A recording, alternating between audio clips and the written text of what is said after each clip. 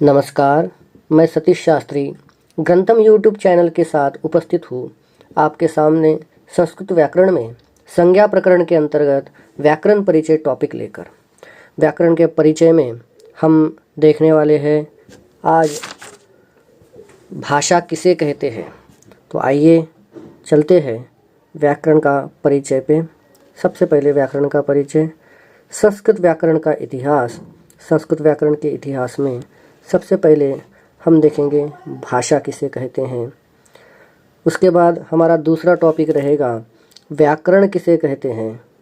हमारा तीसरा टॉपिक रहेगा संस्कृत व्याकरण की परंपराएं। संस्कृत व्याकरण की परंपराएं यह हमारा सबसे महत्वपूर्ण टॉपिक रहेगा। संस्कृत व्याकरण की परंपराओं में दो प्रकार की परंपराएं संस्कृत व्याकरण में प्रसिद्ध है। एक तो है बारहस्पति परंपरा और दूसरी है माहेश्वरी परंपरा। संस्कृत व्याकरण में दो परंपराएं बहुत प्रसिद्ध रही है। एक है बारहस्पति परंपरा और दूसरी है माहेश्वरी परंपरा। जैसा कि आप लोग देख पा रहे हैं, एक तो बारहस्पति परंपरा है, दूसरी माहेश्वरी परंपरा। माहेश्वरी परंपरा में हम लोग देखने वाले हैं तीन मुनि जो कि बहुत प्रसिद्ध हुए हैं संस्कृत व्याकरण में। एक है पाणिनि, दूसरे कात्यायन और तीसरे पतंजलि। इन तीन मुनियों ने संस्कृत व्याकरण को, ये संस्कृत व्याकरण के आधार स्तंभ कहे जाते हैं, ऐसे तीन मुनियों के बारे में हम जानने वाले हैं। और इनका परिचय प्राप्त करने के बाद में उनके द्वारा लिखित जो साहित्य है, जैसा कि पाणिनि ने अष्टाध्यायी परिचय, अष्टाध्यायी लिखा है, पंचपाठी लिखा है और सूत्र परिचय। पाणिनि की कौन कौन सी रचनाएं हैं इसके आधार से हम चर्चा करेंगे।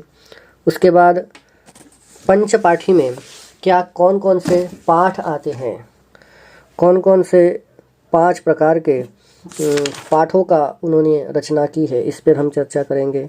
और फिर देखेंगे हम सूत्र परिचय।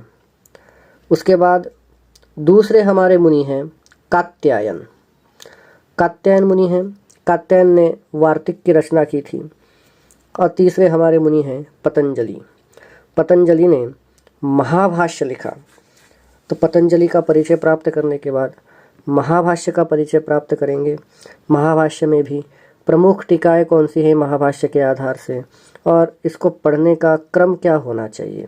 तो ऐसे महाभाष्य के अध्ययन क्रम पर भी चर्चा करेंगे। जैसा कि अध्ययन क्रम भी इसके 2 प्रकार के हैं, अष्टाध्यायी क्रम जिसको ही प्राच्य क्रम भी बोलते हैं, और दूसरा है प्रक्रिया क्रम जिसका दूसरा नाम है नव्य टीकाएं। इस तरीके से। और तीसरा हम चर्चा करेंगे व्याकरण दर्शन के आधार से। तो इस तरीके से हम व्याकरण के परिचय पे चर्चा करने वाले हैं। बने रही है ग्रंथम यूट्यूब चैनल के साथ। लाइक कीजिए, शेयर कीजिए और कमेंट करना न भूलिए। धन्यवाद।